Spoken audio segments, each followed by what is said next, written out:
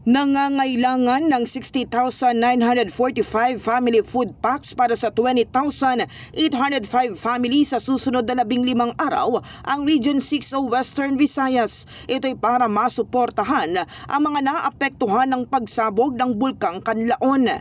Ayon sa NDRRMC, ligtas ang lahat ng evacuation centers kung saan dinala ang mga apektadong pamilya mula sa panganib ng pagbaha at landslides. Patuloy ding inaalam ng OCD Region 6 ang mga kakulangan sa mga evacuation centers. Nabatid na nagpadala na ng 80,000 family food packs ang DSWD sa Negros Island.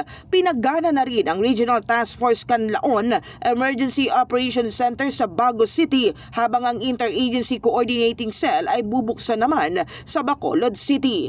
Samantala, iniulat din ng NDRRMC na may agarang pangangailangan ng family tents sa tubig ang Region 7 o Central Visayas. Sinabi pa ng tanggapan na naghahanda na rin ang National Capital Region sa pagpapadala ng 1,000 family tents at water supplies sa mga apektadong komunidad.